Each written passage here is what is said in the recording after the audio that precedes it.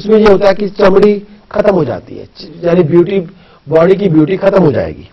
तो इस तरह शरीर की जो सुंदरता है वो खत्म हो जाती है।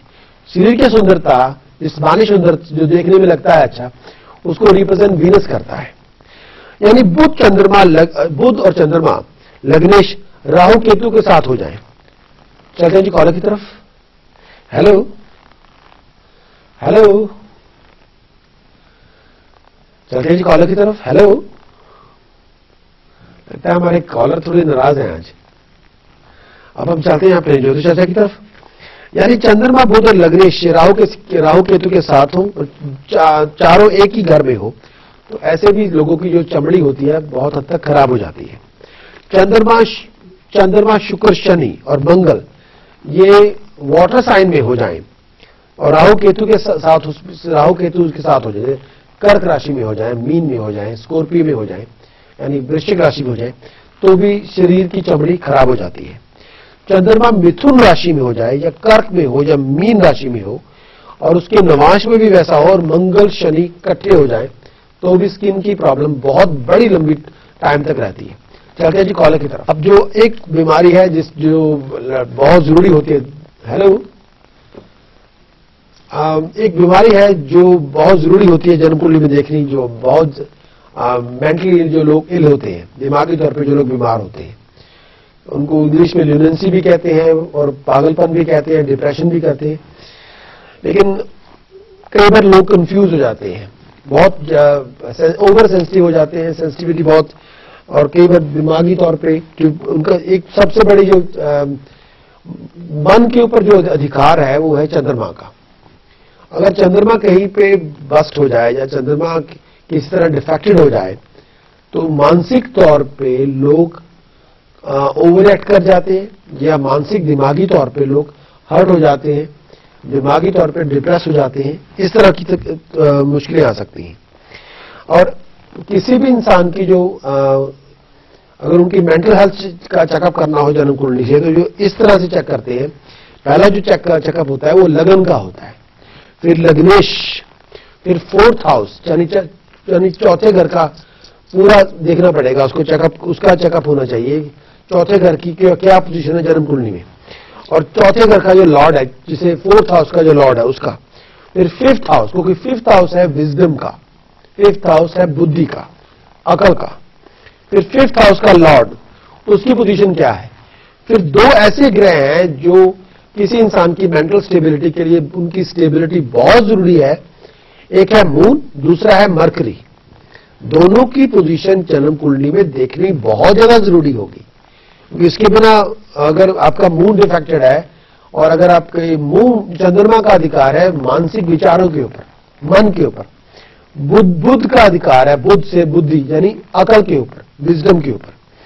अगर इस तरह से हम देखेंगे, अगर जन्म कुंडली में देखा जाए, अगर लग्नेश लगन के ऊपर राहु मंगल और शनि इनकी दृष्टि हो या इसका प्रभाव हो, इनका इफेक्ट हो, तो भी लोग मेंटली तौर पे अनस्टेबल हो सकते हैं जिनकी वो जन्म।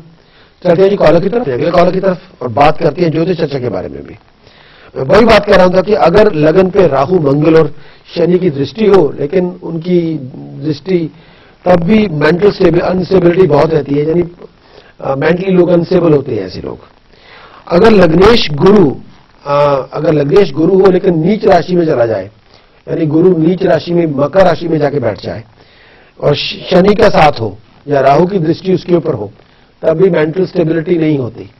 ऐसे लोगों को मेंटल डिप्रेशन रहता है या मेंटली तौर पे ऐसे लोग बीमार होते हैं।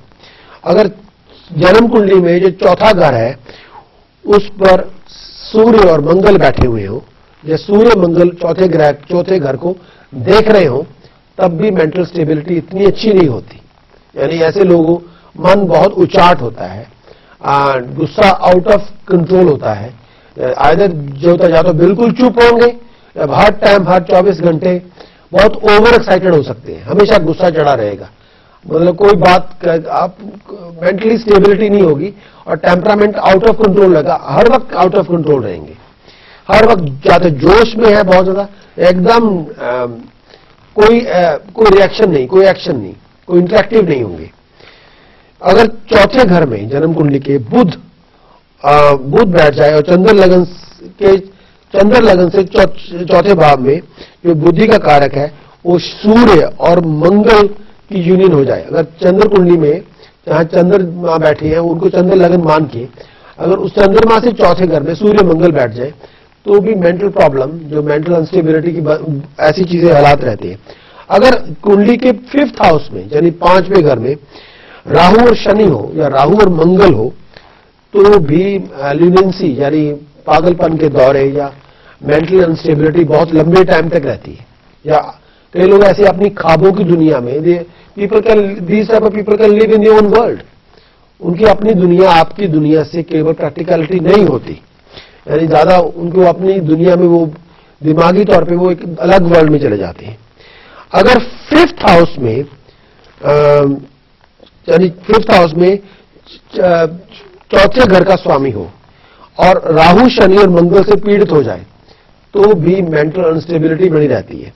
बहुत लोग लंबे टाइम तक डिप्रेस होते हैं।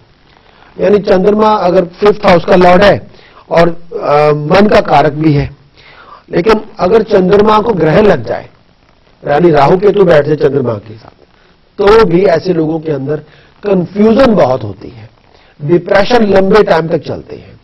कई बार उनको खुद भी नहीं पता चलता भी वो डिप्रेस है या डिप्रेशन कंफ्यूजन बहुत होगी और देकर दूसरे लोग को शायद कई बार पता नहीं चलता कि वो लोग लंबे टाइम से डिप्रेशन से सफर कर रहे हैं। और ऐसे लोगों का एकदम से हंसना, एकदम से बातें करते करते रोना लग जाना, ऐसे हालात हो जाते हैं। और कई बार राहु कर्क राशि में बैठ जाए जन्म कुंडली के अंदर तो भी डिप्रेशन लॉन्ग टाइम तक, लंबे टाइम तक चलते हैं। और चंद्रमा लगन से 5th हाउस में, चंद्र लगन से जो 5म भाव है यानी अगर 8म भाव पे या 5th हाउस में शनि की दृष्टि हो तो भी मेंटल अनस्टेबिलिटी या ल्यूनेंसी या पागलपन की बीमारियां हो सकती हैं। चंद्र लगन से 5म भाव में यानी जहां पे चंद्रमा हो उसे लगन मान लिया जाए, चंद्र कुंडली में 5म भाव में शुक्र और राहु हो बैठ जाए तो भी दिमागी परेशानियां बहुत ज्यादा रहती हैं। चलते हैं जी कॉलर की तरफ। तो डिप्रेशन की प्रॉब्लम होती है उसके बारे में। अगर लगन में शनि बैठा हो और जन्म कुंडली के 5th हाउस में, 7th हाउस में और 9th हाउस में अगर मंगल बैठ जाए तब भी जो ऐसे लोग होते हैं मानसिक तौर पे बीमार हो सकते हैं, जो मेंटली अनस्टेबल हो सकते हैं।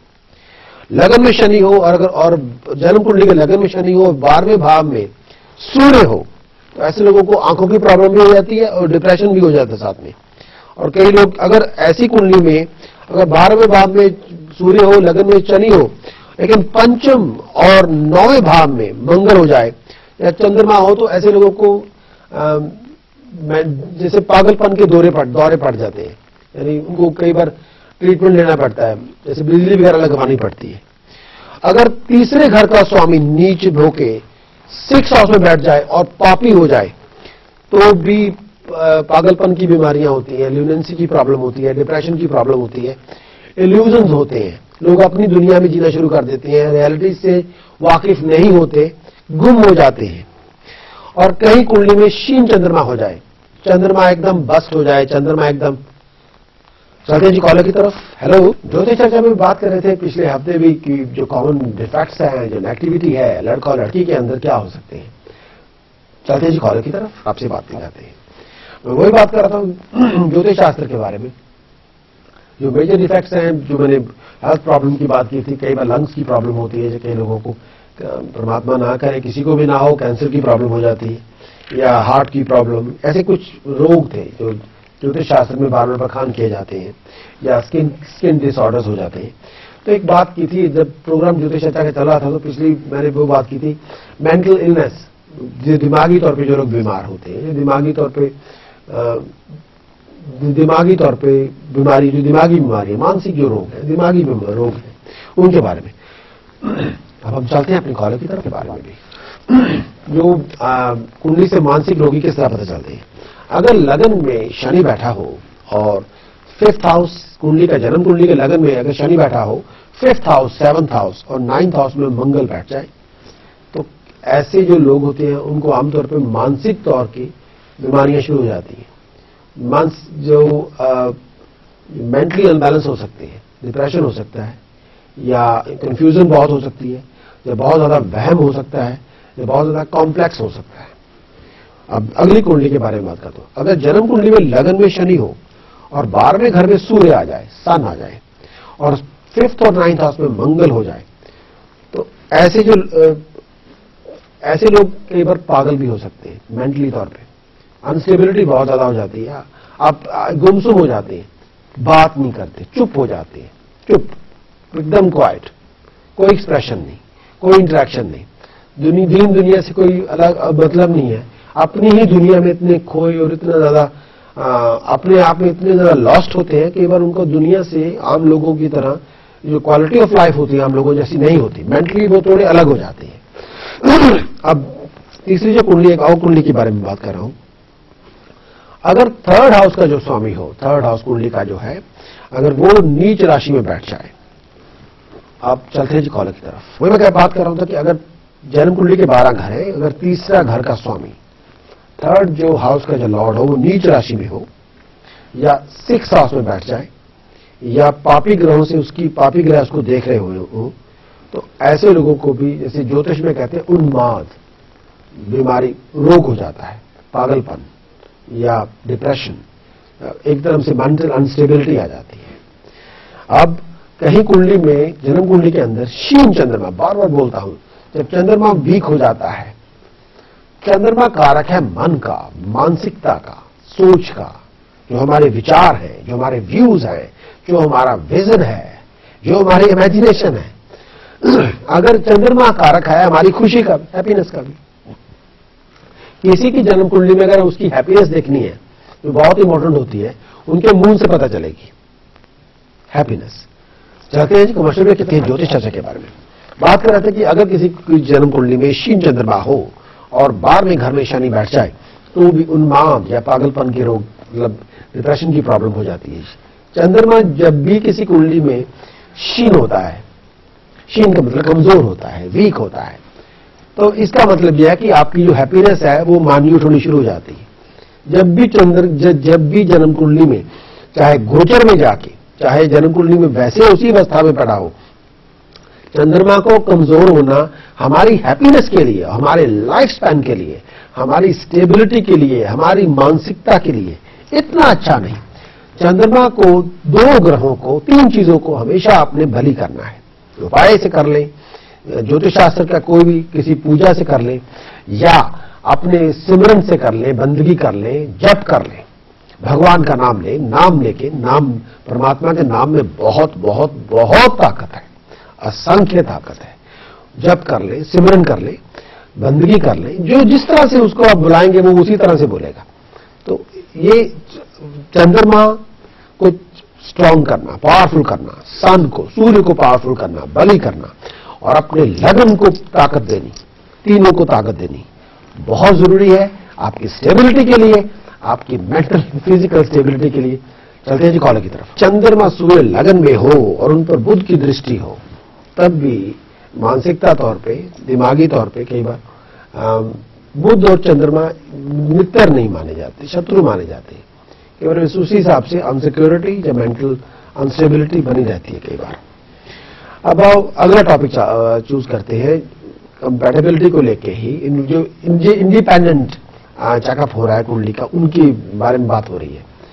अब आज नेक्स्ट मोस्ट इंपॉर्टेंट टॉपिक है, क्योंकि जिसके साथ आप शादी कर रही हैं, यही तो नहीं कि उनकी उम्र ही ना हो या उम्र बहुत कम हो। इसे हम अल्प आयु योग कहते हैं। अल्प आयु से कहते हैं कि किसी की उम्र 20 साल से 32 साल की है, इस आयु तक है। तो ये भी ये तो नहीं जिसके साथ आप शादी कर रहे हैं कुछ समय के बाद वो आपको गुड बाय कह के रवानगी हो जाए उनकी किसी दूसरी दुनिया में, तो आप अकेले यहां रह जाए बैठ से, तो ये भी अच्छी बात नहीं। अब इन हालात में कुंडली में पता चलता है कि पर्टिकुलर जो इसकी कुंडली में ऐसे हालात हैं, उनकी आयु इतनी लंबी नहीं मानते, आयु में कमी आ जाएगी। अगर अष्टम भाव का स्वामी लगन में बैठ जाए और केतु 7 में बैठ जाए, तो ये उम्र को, अष्टम